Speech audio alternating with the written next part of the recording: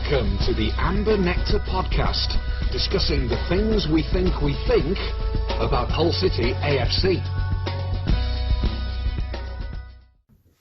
So welcome along to the Amber Nectar podcast. Good to have you along, whether you're watching us live via Periscope or later on via the Amber Nectar YouTube page, or if you prefer the audio-only version. Apologies if you were expecting an audio-only version last week, by the way. It eventually didn't happen because the microphone that we normally use, this thing here, if you're watching us, failed. If you did miss out on the podcast last week, it almost certainly was. It is on the YouTube page. Before we start, as you can see, Andy's back, and we've also got Jim McVie with us this week. I think we ought to dedicate this entire podcast to the memory of Peter Skipper. Incredibly sad news reaching the Hull City community that the former captain of the Tigers died suddenly over the Easter weekend at the age of just 61, which is no age at all. 327 senior appearances for City over two spells, 79 to 81 and then 82 to 88. He scored 22 goals in 4 competitions during that period. He was ever present in the 1984-85 season when City won promotion to the second division, as it was then, under Brian Horton, and actually scored the goal at Walsall 3 games before the end of that season that guaranteed City's elevation to the second division. And obviously all 4 of us and every Hull City fan that we know would extend our sympathy to his family and friends. Forgive us for this, Andy, I don't think you saw Peter Skipper play, but the rest of us did. You got any particular memories, anything you want to add about him, Les? Mainly just that he was a fundament. He was just there when, at the point when I was, first getting into City. My first season was 82-83, so just before we returned. So obviously I never saw his first spell. But yeah, just growing up, he was just always there. There were certain names that would sort of trip off the tongue as you knew that they were going to play. You'd go sort of like Askew, Roberts, and Skipper wasn't far behind. So I think because I was so young, I don't have many memories of his performances. But the thing about Pete Skipper is he's always been a large presence even after he played for City, hasn't he? He's just always been around, even like when he was like selling insurance. Everybody knew him, didn't they? And he's always been somebody who's still. He just seems to have been forever associated with the club, despite having not played in such a long time. And the type of people that were adults and going to games when I was still a child. He's a player that that he gets spoken of in sort of reverential terms, but also anybody that sort of met him, he's very active. When it comes to like City hospitality, I've just never heard anybody not be effusive about what a decent bloke he is, and so that's my memories aren't entirely football based. No. Some of it's my obsessing about the kits he wore and stuff like that, but he just seems to have just always been around, and you almost can't imagine a Hull City with Pete Skipper not around anymore, really, can you? It's one of those stops you in the tracks. And he was always around because, of course, right up until the end, as it were, he was still working at the club doing matchday hospitality and so on. He came to KCFM twice when I was there, once for a one-on-one interview, incredibly informative and erudite and full of great anecdotes, but great genuine stories of what a great place City was, which it was in many ways in the 1980s. It was a largely successful decade after a slow start, and he's also memorable to City fans of a certain generation for being kind of the opposite of what Alan Fettis achieved in the 90s. Everyone remembers when Fettis played as a striker, initially as a substitute, and then started the game. Season was that, Jim? 94-95. So it was 10 seasons before, or 9 seasons before, I should say, when Peter Skipper travelled down with the squad on the coach to Southampton for a full Members' Cup tie.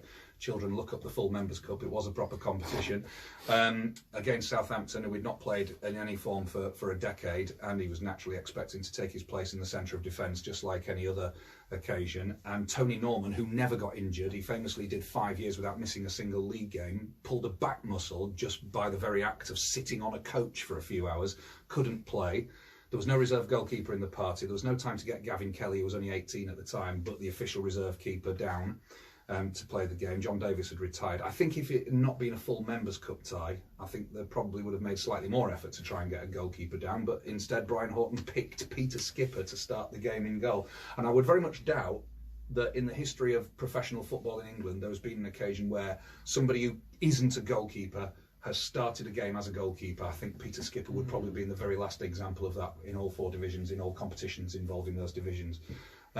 He was in the side on my first occasion of watching City in the beginning of the 87-88 season. He was partnering Richard Jobson. That was a good partnership as well, wasn't it? Skipper, and they were very much the hard man versus the elegant defender, and they complemented each other well. Well, I would agree with that, and coincidentally, 87-88 was my first season too, so I only got to see Skipper play for a season, and that was when I was age 7 or 8. So you'll appreciate that my memories, like Les, they're not going to be particularly vivid, but they were a sort of forerunner of Brown and Turner, weren't they? In a way, the hard man and the footballer, him and Jobson together. Yeah. And I think they were a bit, I suppose, ahead of the time in that way. We've got what is now the Championship, but 30 plus years ago, I can't imagine there were many centre-back partnerships where they just fitted so well and they complemented each other so well.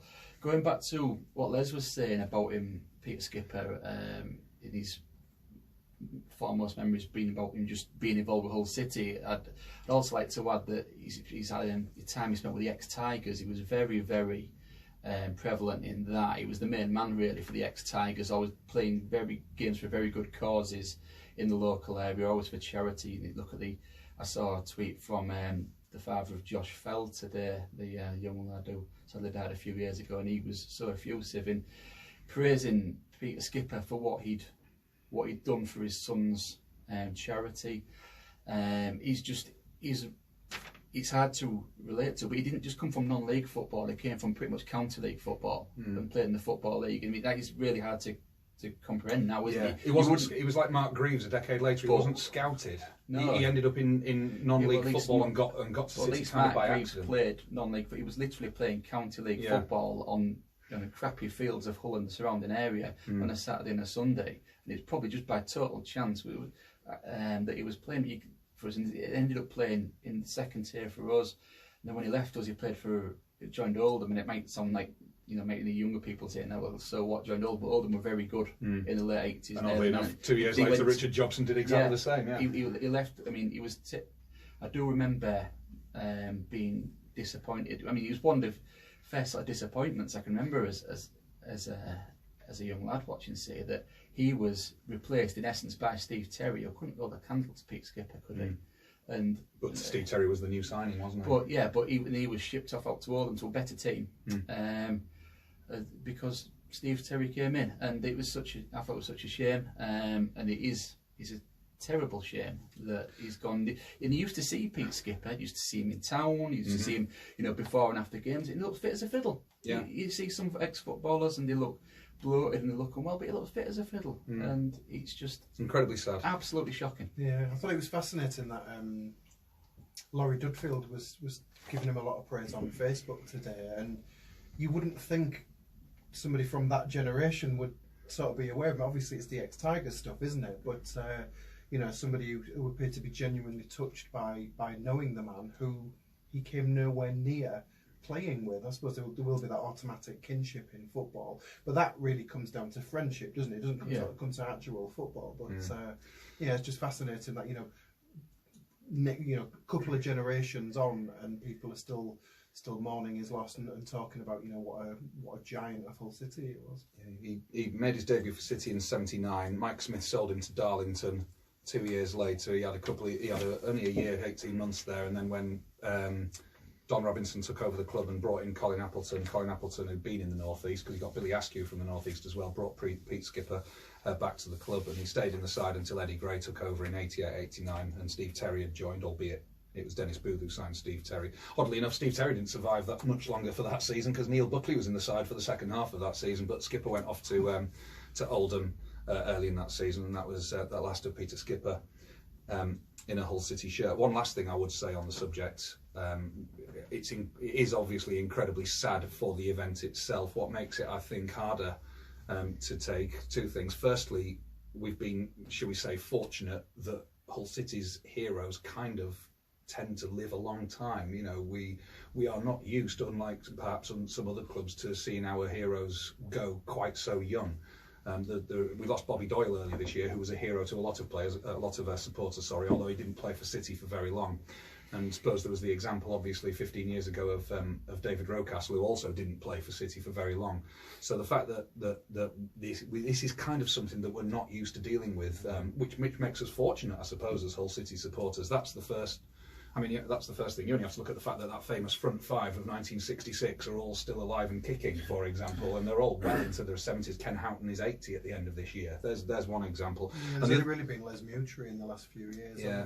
And the other thing to, I suppose, is that Pete Skipper's from Hull, and he is literally one of our own. You know, as great as other players are, he's one of those. There was more of them back then, of course, but he was one of those guys who came, as Jim says, from county football, born and raised in Hull, and only wanted to play for one team, and ended up having two glorious spells with us. And as I said, made over 320 senior appearances for the Tigers between 1979 and 1988. So we've talked about Pete Skipper for over 10 minutes at the beginning of this podcast, and he's worth a damn sight more than that, frankly. Just this thing about, you're absolutely right, Jim, about that. You just always saw him about, didn't you? Yeah. I used to see Pete Skipper more than Dave the Rave, and another city centre denizens, shall we say. Yeah, I was just thinking about it. I always seem to see him where Bright House is. Always. If that's like the Pete Skipper spot, maybe like the Emma Johnson statue or something. If Peter Skipper's done us one final service, it's that he's delayed us talking about the shit that the current City have put us through over the last 3 or 4 days. We obviously send our great condolences to Peter Skipper's family and friends, and he will be very, very sorely missed. Andy, I'm going to have to bring you in now. The West Brom game was end-to-end stuff. You get the impression, really, that that City were hard done by to lose a game like that 3-2. Yeah, a little bit, especially having led as well. That was, and to not keep the lead for long is the biggest disappointment, isn't it? You've got to protect it a little bit more carefully than City did. As to being hard done to, it's a tricky one, isn't it? We've shipped 3 goals. We've trailed for large parts of that match, and we only ran our noses in for a short time. So we're the architects of our own downfall, I think it's fair to say. And some of the defending was not what it really needs to be against a good team like West Brom. It's got 50 goals just at home this season, so you know you're going to be up against it. And I don't think we made it hard enough for them in some areas. But yeah, it was a respectable kind of defeat, wasn't it? 3-2 against a decent side who've got every chance of going up next season. We wouldn't have got that kind of performance earlier in the season. And I think it's that was disappointing to lose a game you've led. Then again, we've won some games we've trailed lately, so I think you just got to suck it up and accept that it happens. And against a good team, well, so be it. Behind in the first half, Jim, although quite an even first half, and then out of the traps in the second, City, and up steps Todd Kane, an unexpected hero in waiting, wasn't he? I wouldn't expect, yeah. If he'd have said to me he was going to score twice in that game, but from both outside the box, he probably would have been the last person I'd chosen. It was, first half was quite even, as you say, and I think they'd just been told, go for it really, they have nothing to lose. Andy's right in that the goals were cheap. The second goal was really, really poor, I thought. To just not turn off. I mean, I was at the other end and I've not seen West Brom's goals since, but it looked like it was a cross between Marshall not coming for it properly and not reacting, and Kane letting his man have a free header, which will be we'll be mentioning more of I think in the episode. That was that.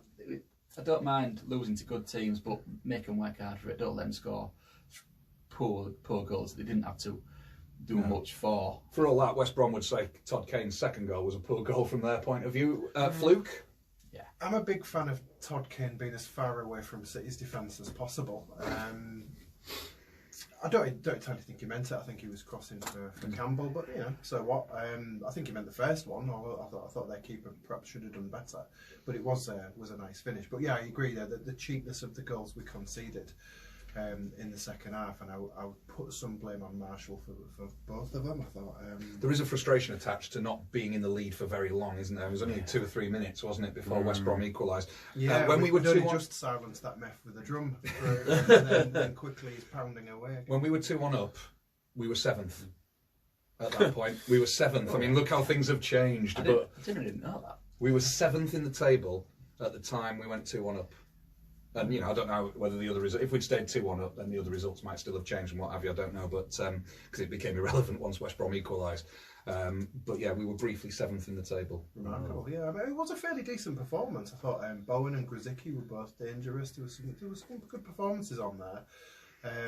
Yeah, defensively not so much, and yeah, Marshall made a decision for the equaliser to sort of go towards the melee rather than keep his eye on where the ball was going to go. That led to a quite easy sort of header. I mean, the Gale second goal was ludicrously easy, wasn't it? Because what the hell was Marshall doing? He totally misjudged that cross, sort of seemed to dive past it rather than at it, and Gale has a simple tap in, and it's a bit gutting because, yeah, I do feel we could have taken something from that game, and it would have made the second lot of chicken tikka at the Vine just that little bit more spicy. Losing at the death, Jim, I mean, City are used to that. And as you said, you don't mind losing to good teams. You can even handle losing at the death to good teams. But it had a double whammy effect, didn't it? It was a shocking way to lose, as Les has alluded to. And it also dashed any final little dreams there might have been of making something work at the end of this season. Yeah, at the end of the game, the players looked absolutely broken, which I can understand. They put great effort in that game. They've no qualms about the effort at all. The application is never really been an issue. It's just, brain farts and silly mistakes that have been City's problem in games like that. But yeah, it was disheartening, but I got over it quite quickly, if you know what I mean. Yeah. It's a game I, being honest, expected us to lose. We gave a decent team a good fight. It was a bit frustrating in some ways, but... And you didn't have expectations longer term of City before that game either? No, I never thought we were going to get in the playoffs. No, I think going back to the games in the middle of March, drawing on to QPR, losing, as well. Drawing on to losing at Forest. They were the games that made me think I wouldn't be stretched too far. So I just went there to enjoy it really, and I did to a degree. It was as hospitable a place as ever, the Hawthorns and the Vine. I do like it. It's not just people talk about the Vine, but I like the ground. I think their fans are by and large all right. Maybe quite petty. I tend not to like West Midlands clubs, and I don't know why. I just don't. But I think West Brom are the best of a bad bunch. If you go if you go there wearing an amber shirt, some West Brom fans will sing to you, "Are you Dingles in disguise?" thinking that you look like Wolves fans. Do you know, I've only had that once. It was at a service station when a West Brom fan said, "Wolves." And I was like, hang on a minute, we're wearing stripes. Wolves haven't worn stripes in like 1911, you dweebs. How do you not know your rivals' kit choice is better than that? Andy, talk to us about the game against Sheffield United. I've made a little list that sums it up. Maybe you might wish to expand on this a little. Rotten marking, lousy policing, and conspiracy theories from Leeds fans. The conspiracy theories from that doc, thinking that City have put in a former Sheffield United player purely to sabotage Leeds, which is something they're perfectly capable of doing themselves, is the only highlight that emerged from yesterday. I love the idea that it's City's fault that Leeds lost to both Wigan and Brentford. They lost at home to the side with the worst away record in the entire 4 divisions. Well, for that to be true, it's just that City are capable of influencing other teams' results, yet completely powerless in their own games. Yes, and doing it simultaneously to when they're playing themselves. It doesn't stack up, does it? There's this sort of transcendental meditation going on that allows them to influence one game while another one is happening at the same time. Well, they could have influenced their own game a hell of a lot better, because I thought we'll talk about marking especially, because it was all about defensive errors, wasn't it? Sheffield United, it was like a practice game for them, wasn't it? Well, they scored from 2 free headers. They had 2 other free headers that they probably ought to have scored from, and it was, well, come on, one in the game is pretty disappointing, but the quantity, and it comes back to what we've just said about West Brom, that they didn't have to work hard enough for their goals. I thought Sheffield United's second goal was very good. You can still make it harder by someone. Yeah, exactly. Don't stand there and admire it, because that's not what you're there for. But the 2 free headers are just galling, and Sheffield United were good, and they were really on it as well. You could tell that they were motivated. They were massively up for that game, and I do think I was surprised by how good they were, actually. I thought that they were a side that's overachieved all season and might actually get found out at the end, but they've actually just kept going. They do the fundamentals really well, don't they? Yeah, they do. Just every. They're one of those teams that if you was to play them on FIFA, they're just solid on all of the different elements. You know, defence. This I thought they were strong. They weren't a particularly team with a lot of guile. You know, perhaps they've got maybe 2 players that are maybe capable of you know some sort of twinkle toed stuff, and we allowed one of them to score twice. But I tell you one thing, they wanted it more, didn't they? That was the biggest thing. Yeah. It was a team full of desire. It was a classic example of a team with something to play for versus a team with nothing and to play we are for. remarkably accommodating to such teams. Yeah. Every time anyone needs anything, just come to the KCOM, come to Boothray Park. You know, Hartlepool, you need to get in the pubs, come and win 3-0. You know, it's we've always done it, and we always will. You know, Swansea on the last day of the season. You know, you've got, you know, I mean, circumstances. That's one of the few times where City probably were pretty blameless that they're all right that day. Going back to Sheffield United, they're more than the sum of the parts, aren't they? If you look at them individually, there's not many that you say were Premier League standard players. You know, I think McGoldrick's a decent player. I like the centre backs. I think Stevens is a good fullback, and then you know these decent Championship players. But Chris Wilder, he's like the embodiment of Sheffield United, isn't he? He's hard-working, snarling, slightly humourless but effective, and he's a bit feral. I hope he's never going to ask you for a I reference. think the only thing missing from your average Sheffield citizen is just obese. That's the only thing he's not, isn't it? But he's almost like he wouldn't Kettle be a, pots and all that. he wouldn't be a success at another club, but he just fits that club, and you know, I say it for gritted teeth, but well done to them, because they've, like Andy said, they've surprised me as well. I thought they'd tail off. You know, when they won at Leeds, I was surprised by that, and they'll deserve to. I think they'll finish second now, and I think they'll deserve to. Is he like a Warnock of his day then, in that way? Because Warnock's history with Sheffield United is well known, both emotional and professional, and the way that you've just described Chris Wilder sounds like Warnock, certainly from and now actually, but judging by the way he's been conducting himself over referees. I think what he does, in Cardiff. he seems to create this us against the world mentality that seems to suit them well, suit their fans well. You know, it might sound like criticism. I'm not in this respect, but if you do something for your club, for your team that fits and works, you do it. Yeah. And you know, if they're going to get promoted, and they absolutely deserve it. I think the one thing that's upset me most is Mick Foley sending pro Sheffield United tweets. That hurts. You might not understand, but never mind. Yeah. It's a wrestling thing. Oh, okay, right, okay. I thought he was a Wednesday fan. Well, he was also the New York Times best-selling author. Yeah. Okay, all right, fine. Andy, the policing. Now, Yeah, this was something this was something you were tweeting about a lot. A, because it was serious stuff, and B, because it was easy to put your attention onto what was going on in the stands, because there was precious little to witness worth describing on the pitch. Nothing positive, anyway.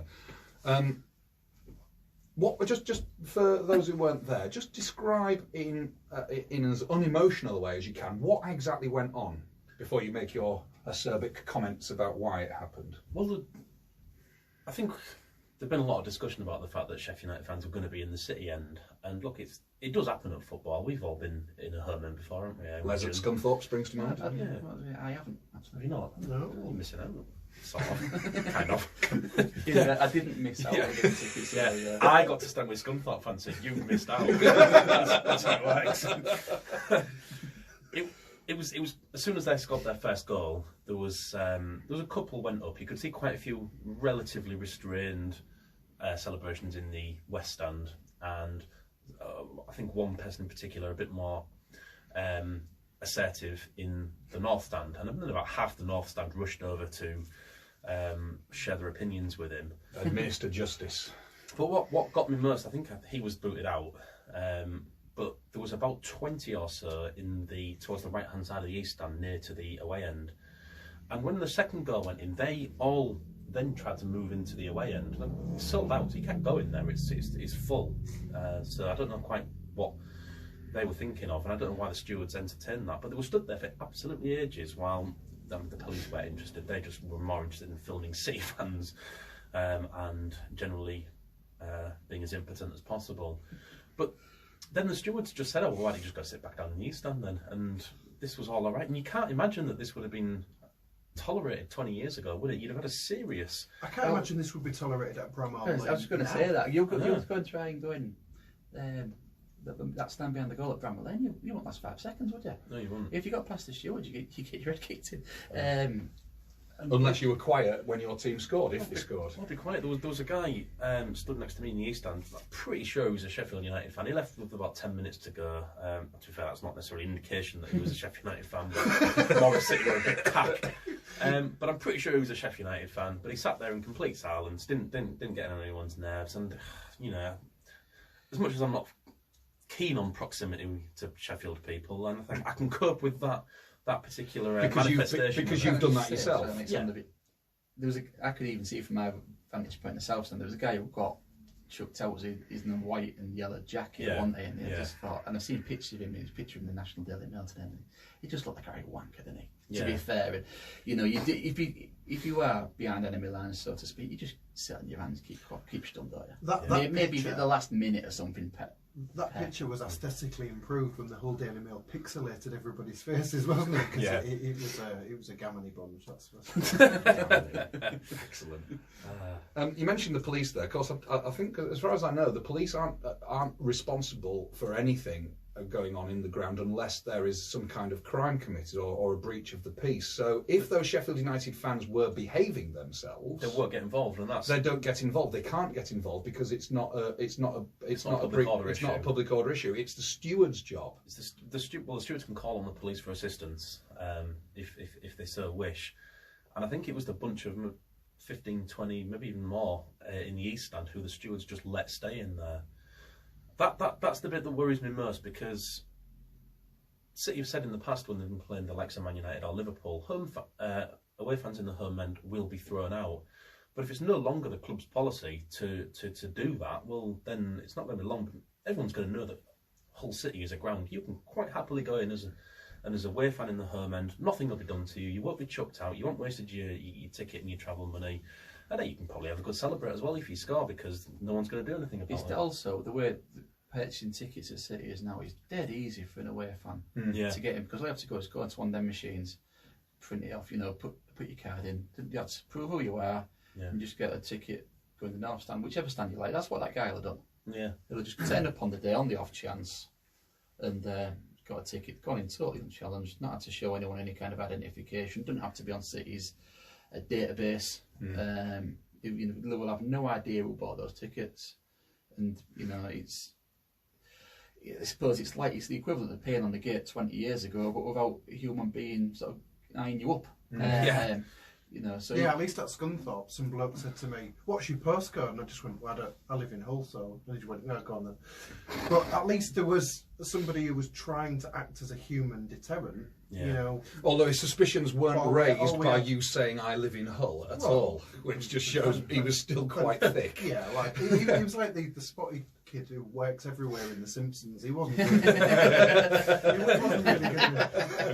wasn't going to challenge me that much. But what are you going to get challenged by at the KCOM? Fucking R2D2? It's ridiculous. But the knock-on effect, Andy, is that this, and you've alluded to this already, is that City will become reputable for this sort of thing. And I mean, you know, if Bristol City are looking for a playoff place on the final day of the season, I'm not saying that their fans are necessarily going to be any more troublesome than you know, grizzled, hardened Sheffield United supporters who really don't give a toss where they sit. But even so, there is the possibility of Bristol City coming on the last day of the season, needing something, bringing more people than their allocation will allow, and just doing exactly the same thing. Oh, I presume as long as they're giving us a decent TripAdvisor rating, it helps all for it. And you mentioned club policy. It said it is club policy. They've said in the past of the Allams, or those representing them, that it is club policy that anybody who is an away fan in the home end will be slung out. But of course, that doesn't necessarily mean that the stewards have been informed of this. Is it on the terms and conditions when you buy? It's just something that they've put on the website before games against the likes of Man United and Liverpool. And it never stopped it happening, did it? I've seen. Last time City played Liverpool at home in a match that I attended, I remember Liverpool fans being in the South Stand. You'll remember this. You're a South Stander. When Steven Gerrard scored a free kick at that end of the ground, there were quite a few people in Liverpool I remember a small boy in a Liverpool shirt who obviously then got left alone, but I remember a few more adult Liverpool fans jumping up instinctively when the ball hit the net, and there wasn't a pleasant reaction around them. No, something similar happened when we played Man United in the League Cup semi as well. In the South Stand, there was I think it was a local Man United fan, and some old boy in his 70s or 80s was giving him what for, and it was quite amusing. He was really getting in his face, and he ended up getting him chucked out, which was good. But why should it take some old boy at 30 to take him out rather than having people doing the job? So I know that there's the prospect here of investigating this, and I know that the Football Supporters Federation will get involved as well at somewhere down the line. Well, what can they do though? I think you'll find that segregation is a proven nationally failing model, so what they're returning to KCOM Stadium. But what can be done? Well, the stewards can do their bastard job. Well, not gonna, are they? Let's be honest. Well, what do you? As somebody who was party to it, who witnessed it close hand, what do you want to see happen as a consequence? Okay, so you want the fans to be chucked out. What do you want to see happen as far as policy is concerned, as far as stewards concerned? Do you want Sheffield United to be punished in any way for this? It's the actions of individuals. The only reason Sheffield United fans have been so brazen is because all City have been so cowardly and allowed it to happen, isn't it? I'll be quite honest. If I could have been that brazen at Scunthorpe, I would. I had the sense of mind when Dino scored at Scunthorpe to entirely internalise the joy of scoring while they went, mudrats! But if it had been the case where Scunthorpe would have said, well, we're not going to do anything about it, and given you that idea, I'd have been all up in Scunny fans' faces. But you generally don't do it, but it's down to the atmosphere you find yourself in, and City provided a conducive attitude to allow Sheffield United fans to come here and laud it up in our own stands. It's despicable. Have City said anything about it? No. Because beyond a few tweets, it's become. It has been noted on a national level. There's been a couple of lines in national papers about it, and as I said, the FSF have got involved, irrespective of what we know or think that they can actually do. It's happened now, and we've only got one home game left. So whatever can be done about it isn't going to. We're not going to see any after effects until we have a game against a particularly big club at our level who might be going for something. But something, there must be some reaction due from City if there hasn't been one already. Well, they did announce on the billboards that there's going to be a supporter survey because the club's looking for new and innovative ways to fucking ignore us. Someone on Periscope's just said that the SMC released a statement at 5 o'clock this evening, which I've not seen. No, I've not seen it. So, all right, well... They've sacked the groundsman or something. And of course, it does come back to, it makes you sound like a broken record, but it does come back to the fact that if we had a proper working ticket office and proper turnstiles and people actually checking people's tickets as they came in and an element of monitoring of who was coming into the football ground, then this sort of thing is not going to happen. And also, if we were a properly run club and we're getting the sort of crowds we should be getting, we've got even mid-table in this division, Sheffield United on Easter Monday should be looking at 20,000, and it might not have had the opportunity to get tickets anyway, does it? It was never an issue when in say 07, 08 sort of time when we're getting good crowds. Indeed, there wasn't going to be the room for them, was there?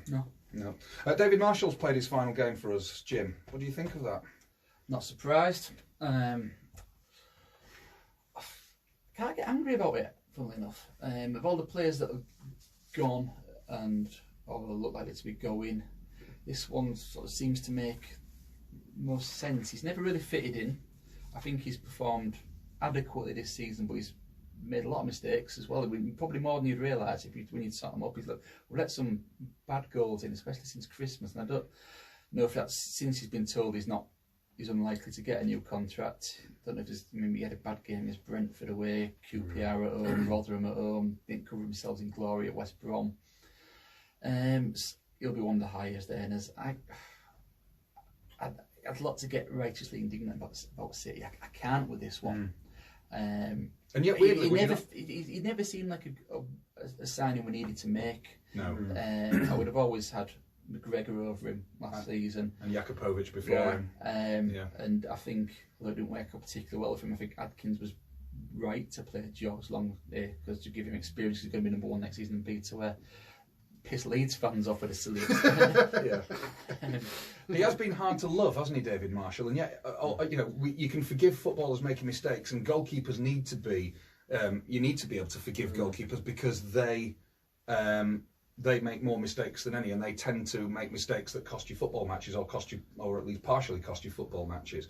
But he has generally been just hard to love in some way, hasn't he? I don't know. I personally felt he was sort of hard done by. What we've seen with Marshall is the Jade Goody popularity swing, isn't it? Where everybody hates them, blames them for everything, and then thinks, oh, we've been a bit harsh. We'll be nice to them now. And this year, let them off when they make errors. Made some terrible errors that have barely been commented on. And yet, wouldn't you say that this season's actually probably been his best season? Yeah, without doubt. Yeah, and yet the errors. You've just pointed out 4, 5, 6 errors this season, and even when your best season still contains half a dozen high-profile errors that have cost you points, then maybe you're looking at the quality of your goalkeeper. I don't know. There's something missing.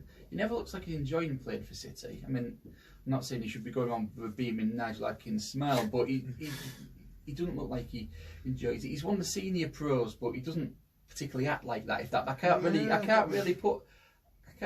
give any examples of what I mean there. Like for example, he doesn't leave the ground by the players' exit where he can chat to fans. He sort of plays off and goes out the north stand. Just like little things like that where it's like he's not felt emotionally invested in his time at City. You see some of the other players who are obviously quite pally, and you can't judge your life by social media, but you see pictures of him going out for meals and things, I don't know, going and playing golf or whatnot, and he's never involved in it. He just, I know he's a bit older, but so was Alan McGregor, and he, I think, was one of the boys, as it were. So was Curtis Davis, people like that when they were here, and I don't know, it's a role that he should have taken with both hands, and he hasn't. Okay. So George Long played against Sheffield United, and he'll play the final 2 games of the season, the first of which is this weekend against Swansea. Now, in the last 3 or 4 weeks, when we, admittedly mainly me, has been talking up City's chances of the playoffs, the Swansea game was the one we kind of all ignored because they were the ones in the lower half of the table. While we were thinking about games coming up against Middlesbrough, West Brom and Sheffield United. We have now played those 3 games, lost all 3. Our playoff chances have long been expunged, and Swansea are above us in the table as we go into this game. What a weird old situation that is. And it's the final away game of the season. There's only 2 left, 1 each, 1 at home after the 1 away. And it's just about getting the season over with now, really, isn't it? Yeah. It's a dead rubber, so we'll undoubtedly lose. Well, Swansea might not see it that way. They've got an extra game to play. No, but it's a dead rubber for us, isn't it? We're not going to take. But you know what I thought was interesting about City was in the first half there was a couple of little spells where City played okay in like little passages where they'd like put 3 or 4 really good passes together, and when they got to the point where I think it's time to shoot now, it was as if we mandatorily had to chip the ball in the most easily defendable way possible. And we kept doing it again and again and again, and it was really getting me annoyed because it was like we'd do a couple of really nice, passes, and when it looked like we were going to forge a chance to do a cross, we just sort of like it was like the kind of cross you put in when you're playing headers and volleys. It's infuriating. And also, what we kept doing as well was get the ball in decent position, and Matt Pugh's a bugger for this, and just spinning 360 degrees for no reason, allowing yourself and your teammates to get marked, and then give the ball away. We didn't help ourselves, did we? We'll be even worse than that at Swansea. Well, the thing is, Swansea have got a game in hand on most teams. There are 4 teams left in the division who've played 43. The rest have played 44. I don't know when this game in hand is or who it's against. The others are Derby, Bristol City, and there's one further down, Millwall. That'll be because Swansea and Millwall had reasonable FA Cup runs. But if it, I don't know whether it is, but at some point Swansea are going to, if they win their game in hand, they could be as little as 2 points away from the playoffs with 2 games to go. Well, they're not playing tonight, so it must be next Tuesday or Wednesday. Right, okay. I would have thought, because there's no other time they can play it. But so the point is, when we go there on Saturday... Yeah, if they win and they can get themselves in a fair position and have 2 games to go rather than 1. And given how inconsistent Derby, Middlesbrough and Bristol City are going into the last 2 or 3 games of the season, you would think that a side that is slightly on the up, although slightly below those 3 sides, might give themselves a chance. So maybe it'll be a better game than we give it credit for, although that doesn't necessarily mean it'll be a good game for City at the Liberty Stadium. If you were a Swansea scout yesterday, you'd be thinking, brilliant. I absolutely can't wait for us to get stuck into this lot on Saturday, because we're not gonna. I'd be amazed if we get anything out of that. I can see Swansea being quite up for it, because it's still just about doable for them, and it's not for us. And well, I'm a pessimist at the best of times, but I can see us getting the right pagger in at Swansea.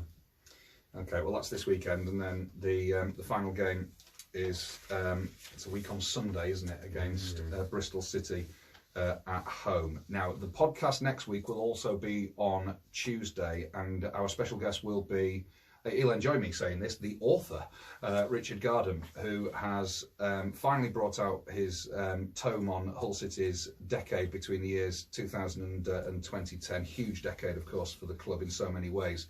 It's called The Decade. It's an enormous coffee table book. If you've got a very small coffee table, it will probably double its size. It's a huge book. And he's coming in to talk about it next week, which is also the week he's in Hull for the official launch of the book. So he's going to be our guest next week, and we're all in it. I've read it already. We're all mentioned in it, or contribute to it in one way or another. I'm really looking forward to talking about it. Sorry? I'm buy it now. Yeah, I only buy books that I'm named in. Well, we would say, Rich will be delighted you've said that, but we would say that the book, all the profits are going to Dove House Hospice, so it is a book that we would recommend dually for you to buy. A, because it's good, and B, because it's going to such a good cause. Anyway, he'll be our guest on the podcast next week, so he'll be talking about that, as well as us talking about the Swansea game and previewing the final game against Bristol City. So that leaves us with just a look back to 10 years ago and the Premier League season 2008-2009. We had 5 games left at this stage, and the 5th game from the end of the season was at home to Liverpool. Now, those of you who think that we always beat Liverpool at home because our record against them in the Premier League was actually pretty good in recent times, well, it wasn't always thus. The very first time that Liverpool played City at the KCOM as equals, allegedly, in the Premier League was a game that finished 3-1 to Liverpool. It was an eventful game. It was an entertaining game. It was a controversial game. And Liverpool were challenging for the league title. They were Manchester United's biggest challengers at the time, so it was a big game all round. It was a big game for both clubs. Despite the result, and despite a few things going wrong for City that day, Andy, I remember it being quite an entertaining match. Yeah, and City were all right that day as well. Liverpool, maybe not quite as good as they are now, but they were still probably the second best team in the country that season. They went top, didn't they, after beating us this game? No, they didn't. They were 3 points behind Manchester United. They had played a game more. It started to look like. Look at the league table. We have given you a league table for after that game was played. Manchester United still had a game in hand and were 3 points clear. It was just starting to look like Manchester United were going to take the Premier League title, and of course they were on their way to the Champions League final that season as well. But no, Andy, it was a good game of football, but not obviously a great result for City in the end. No, and I think we would have been clutching at straws, wouldn't we, to suggest that losing in a relatively creditable manner was still something good at a time when we were losing games with horrifying regularity, and this put us 3 points adrift of, 3 points only clear of 18th, the third last Indeed relegation place. So positives, even in a decent performance against a very good side, well, it was hard to take the positives, wasn't it? Because we needed something from this game. It was a home game, and I think if Folan hadn't have been an idiot, we could potentially have got something from it. One, we was only 1-0 down when he got sent off, but also Liverpool looked a little bit leggy because they'd played Arsenal in midweek and it was like a 4-4 draw, and they were, Liverpool quite on the game. I felt. But they certainly got the rub of the green. My recollection of the game is that we played well in the first half, and it was Xabi Alonso pretty much grabbed Liverpool by the scruff of the neck, and he scored an absolute beautiful goal at the south stand end. He did. Pinged it, we made it look absolutely effortless, and it was one of the best individual performances I've ever seen a player put in against City. And if he hadn't been playing, because if you look at teams, Gerrard wasn't playing, and you think, that it's not an entirely scary midfield that Liverpool had that day. No. Lucas, Mascherano, Benayoun, I mean, they've all moonwalked into City's team, but I think he sort of got them over the line in that game, or at least, not the stuffing out of us, because we were pretty positive in that first half, and we could have been leading with a a fair win. You're right about that goal by Alonso, because it was a free kick, wasn't it? And he slammed it into the wall, and it came back to him, and it just the total instinct to flick it up in the air in the way that Letizia would have done, and then volley it back over the wall. And Mile was like, "Oh, where did that go?" And the answer was, "It's in the corner of the net behind you." I don't think I realised just how good a player he was until I saw him in the flesh. And there were some players in that first Premier League season. I remember Frank Lampard as well. And you think, they just look like absolute leviathans when you see him. And sometimes, even if City play well, you couldn't do anything about it. You can imagine Liverpool being absolutely thrilled to go in 1-up at half-time, given that it was right on. It was injury time at the end of the first half when Alonso scored that goal, and it was a free kick though, was it? Mascherano dived. Mascherano got fouled by Mane, and Mane got booked for that. But Mascherano kept on going and then took a dive. So I remember being a bit incensed, and was it Atkinson who was the referee? I remember it was like the stewards walking him off job. There was that level of discontent. yeah. I was just about to kill the ref, but now there's the steward there, so it's the luminescence that puts me. Yeah, I can't tell my murderous impulse. Caleb Folan got sent off pretty much on the hour. There was a challenge in the air. The ball went actually over, I think, both him and Martin Skirtle, and Skirtle was giving him a little bit of a shirt tug or whatever, and Folan just turned around and booted him. You can have cretinous sendings off, but that was among the most cretinous I remember ever. at the time thinking, I shouldn't have been sent off, but then watching the replay and go, oh, God, man. I can imagine Caleb Folan thinking exactly the same thing as well, because he did that Caleb Folan thing of doing the casual shrug of the shoulders as he trooped off the pitch as if to say, not me, Gov, and then you watch the replay afterwards thinking, what were you thinking? What was he thinking? He was ill-advised, wasn't he? Maybe just excited that he was onside. And within 4 minutes of Folan, Phil Brown made a couple of changes. He brought off Kuzan and Mendy and brought off Fagan and Bambi and brought on Kuzan and Mendy. But within a minute of those two substitutions, City hadn't had a chance to resettle and reshape. And Dirk Kuyt, it was a rebound, wasn't it? Dirk Kuyt's goal from a mile save. I think there was a handball in that. I'm pretty sure that there was a handball before the ball went to Kuyt.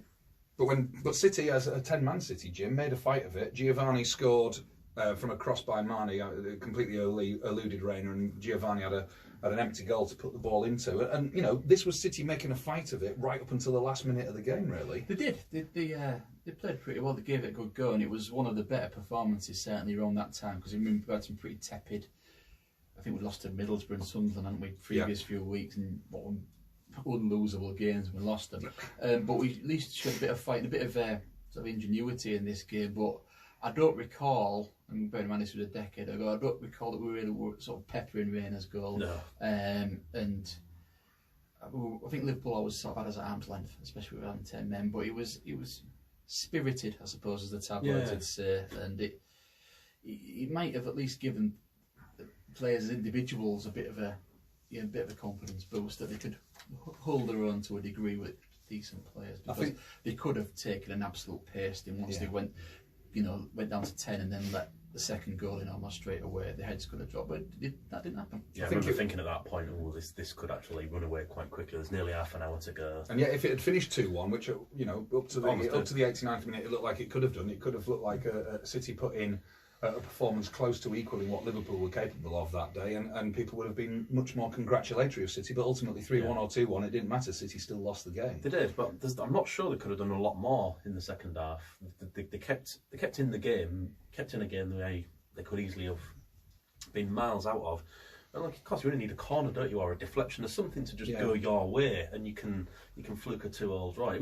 They want to be, and I don't think we deserved it. But... Well, I think the nature of Giovanni's goal would have given us hope at the time, because it was such a simple goal that cut Liverpool open quite readily, and therefore you thought, well, there's clearly still a soft centre to this Liverpool side, despite the fact that we saw that at Anfield when we went 2-0 up when Mendy tore Desena a new one. But even with 4 or 5 games to go, Liverpool was still challenging for the Premier League title, and yet the goal we scored against them was actually a very smooth, straightforward goal that made Liverpool's defence look weak in areas. So it was ultimately, it was a game that we deserved to lose and did lose. One thing I remember about this game. There's an interview with Dirk Kuyt match the day afterwards, and he said something about, when he just got back to the airport now, and I remember rewinding it thinking, you flew from fucking Liverpool to Humberside. You pampered bugger.